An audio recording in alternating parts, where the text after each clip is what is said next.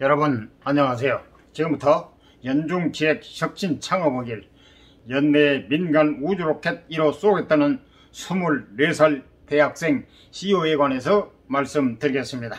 R&D 패러독스 극보자 저체 페리지 에로스페이스 신동윤 대표, 만 24세 학부 4학년생이지만 벌써 창업 6년차, 직원 36명을 둔 우주로켓 개발 기업의 최고 경영자 CEO다. 그것도 하이브리드 로켓을 개발하는 이노스페이스와 함께 국내에는 둘밖에 없는 민간 우주로켓 개발 기업 중 한 곳을 이끌고 있다. 미국 스페이스X처럼 고효율의 메탄 기반 액체 우주로켓을 개발하는 곳으로 따지면 국내 유일이다. 페리지 에로스페이스의 대표 이사 겸 카이스트 항공우주공학과 4학년 신동윤 24 신동윤씨가 그 주인공이다. 중3 때 친구와 첫 소형 로켓 만들어 캐나다, 한국 오가며 로켓 제작, 동문 석박사 항우연 출신 참여. 우주가 친숙한 곳임을 보여주고파. 신씨, 아니 신 대표의 휴대전화번호를 누르다 영화 스타워즈 속 캐릭터 다스 베이더의 테마곡이 들렸다. J세대 CEO의 첫 인상이었다. 지난달 21일 오후 대전 만년동 본사와 카이스트 문지 캠퍼스 내에 있는 연소 시험동을 옮겨다니며 신 대표를 인터뷰했다. 별 보는 소년들의 우주로켓 꿈 실현. 기억이 잘 나지 않습니다. 언제는 로켓이 안 만들고 싶었는지, 로켓에 언제부터 왜 관심을 갖게 됐느냐는 질문에 대한 답이었다. 콕 집어서 말할 만한 특별한 계기나 결정적인 순간이 있었던 건 아니라는 뜻이다. 다만 어느 순간 자연스럽게 자신의 삶 안으로 로켓이 들어왔다고 했다. 시작은 별이었다. 망원경을 들고 별을 보러 다니는 건 신 대표가 초등학교 시절부터 가진 오랜 짐이다. 인터뷰 도중 직접 찍은 성운 사진을 슬쩍 보여주기도 했다. 막연히 별이 좋았던 소녀는 멀리 갈 수 있는 로켓을 만들자는 생각이 들었다고 한다. 중3 여름방학 네이버 카페 별 하늘지기에서 만난 친구들과 17만 회비를 걷어모은 돈으로 경기도 화성 모처에서 처음 소형 고체 로켓을 지상 10km까지 쏘아 올렸다. 카이스트 입학 전 우주로켓 기업 창업. 중학교 졸업 무렵 가족이 캐나다에 이민을 떠났는데 신 대표는 1년을 더 한국에 남았다. 로켓이 좋았고 로켓을 좋아하는 친구가 좋았다.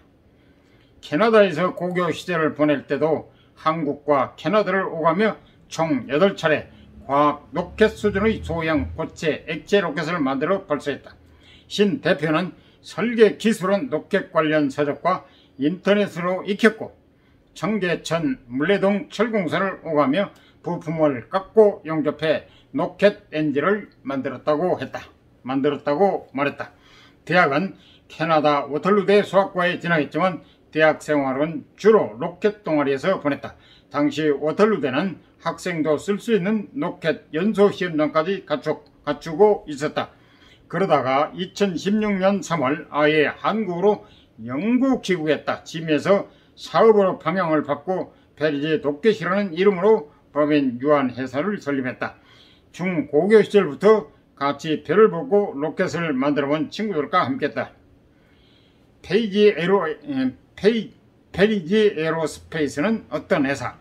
2016년 귀국, 유한회사 페리지 로켓 창업, 2017년 페리지로 발사체 블루웨일 시스템 설계 시작, 2018년 페리지 항공우주 주식회사로 변경, 초기 투자 유치, 2019년 시리즈 A 투자 유치, 2020년 시리즈 B 투자 유치, 페리지 에어로스페이스로 사명 변경, 연내 로켓 발사 예정, 삼성 미래에셋서 2차례 투자 유치, 캐나다 워털루대는 자퇴지만 학업도 놓칠 수는 없었다.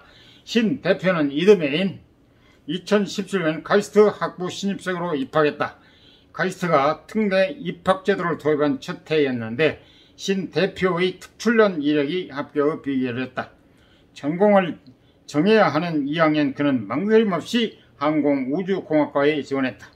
그해 7월 신 대표는 14억 원의 엔젤 투자를 받아 기존 유한회사를 주식회사로 전환했다. 국내 유일 인공위성 개발기업 세트랙아이의 박성동 회장과 지인들이 신 대표의 특이한 경력과 가능성을 알아온 것이다. 카이스트 항공우주공학과의 한지영 교수도 거들었다. 캠퍼스 내에 액체로켓 엔진 연소 시험장을 만들자고 권유했다. 그렇게 학부생 기업이 참여한 정식 산학협동 연구센터 페리지 카이스트 로켓 연구센터가 설립됐다. 페리지를 본격적으로 시작하면서 학교와 멀지 않는 대전 둔산동에 있는 사무실에 터를 잡았다. 창업은 쉽지 않았다. 열심히 시작했지만 도중에 절반이 회사를 나갔다. 처음에는 엔진에 불을 붙이는 것도 어렵고 이 때문에 죽을 뻔한 적도 있다고 한다. 그런 위기를 넘겨가며 2019년 6월 삼성벤처투자와 미래에셋벤처 투자 등 기관 투자가로부터 70억 원 규모의 시리즈 A 투자를 받았고 지난해 12월 다시 100억 원이 넘는 시리즈 B 투자까지 끌어냈다. 길이 8.8m, 무게 1.8톤 로켓으로 우주까지. 최태원 미래에셋 벤처투자 수석은 대표와 접긴 하지만 우주 로켓에 대한 이해와 열정이 뛰어났고 세트랙아이 박 회장과 카이스트 교수들이 같이 참여하고 있다는 사실에 더욱 믿음이 갔다며 뉴스페이스 시대 속 초소형 인공위성을 쏘아 올릴 소형 발사체를 만드는 것은 아직도 전 세계적으로 몇 군데 없기 때문에 페리지의 기술력이 충분히 경쟁력 있다고 판단했다고 말했다. 페리지가 현재 개발하고 있는 로켓 블루웨일은 길이 8.8m, 무게는 1.8톤으로 궤도에 진입할 수 있는 로켓 중 가장 작은 로켓이다. 미국의 대표적 소형 우주로켓 개발기업 로켓랩 일렉트론이 길이 17m, 무게 12.5인 것을 고려했을 때 소형 중에서도 제일 작은 소형인 것이다. 연내 국민 민간기업 최초 우주로켓 발사 블루웨일 엔진은 최근 완성된 단계에 있다. 완성 단계에 들어섰다. 우선 올해 말까지 첫 액화 메탄 기반 시험 발사체를 고도 100km 이상의 우주로 쏘아 올릴 예정이다. 신 대표는 기술적인 여러 문제에 코로나19 팬데믹까지 겹쳐 애초에 세웠던 계획이 많이 늦어졌다며 앞으로 총 3차례 시험 발사를 마친 뒤에 50g 이하의 소형 인공위성을 발사해주는 시장을 공략할 예정이라고 말했다. 계획이 성공한다면 한국에서는 민간기업 최초의 우주로켓 발사로 기록된다. 여기서 드는 의문, 학부생에 어떻게 취미 수준이 아닌 복잡한 상업용 액체 연료 로켓을 만들 수 있을까?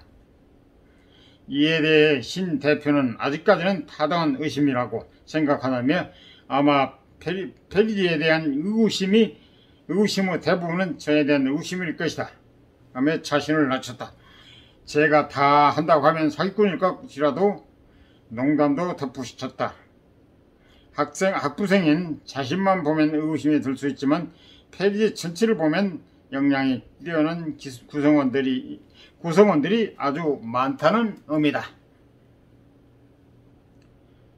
전체 36명의 직원 중에는 카이스트 항공우주공학과에서 박사학위를 받은 직속 선배를 포함해 박사만 4명, 석사도 14명에 달한다.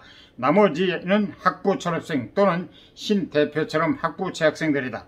삼성전자와 항공우주연구원 출신도 합류했다. 신 대표에 대한 동료 직원들만 있는 게 아니다. 국내 유일 인공위성 개발 기업 세트랙아이의 공동창업자 박성동 회장이 초기 투자자 겸 멘토로 참여했다. 항공우주연구원에서 13톤 액체 엔진과 30톤 엔진 연소기를 개발하던 서성현 한밭대 기계공학과 교수도 회사 고문으로 도움을 주고 있다. 카이스트 항공우주공학과 교수도 그의 든든한 조력자들이다. 한재영 교수는 신 대표가 학부생임에도 불구하고 로켓에 대한 이해가 매우 뛰어나다면서도 로켓의 여러 부품에 필요한 요소 기술들은 전공 교수들이 도움을 주고 있다고 말했다.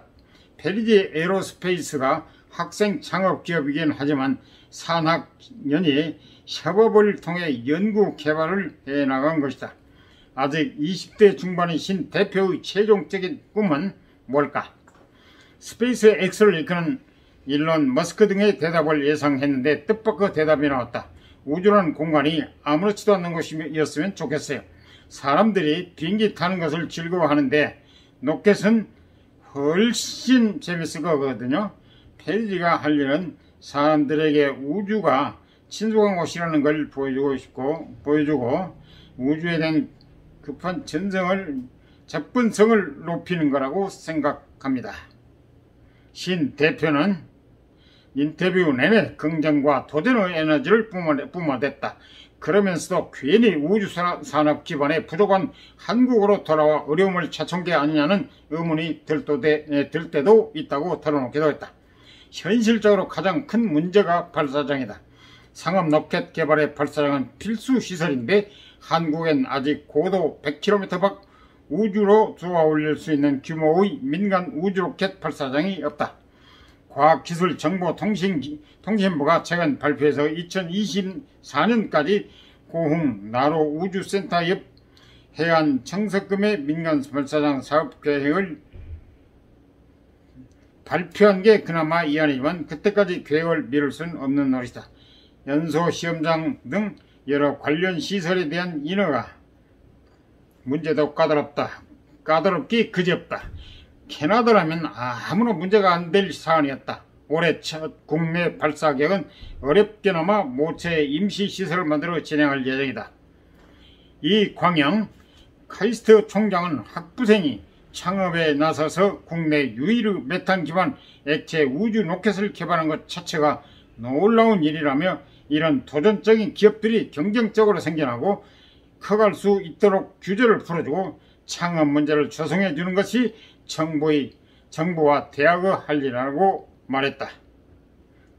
이상 도움이 되셨으면 구독, 좋아요, 알람 꾹 눌러주세요.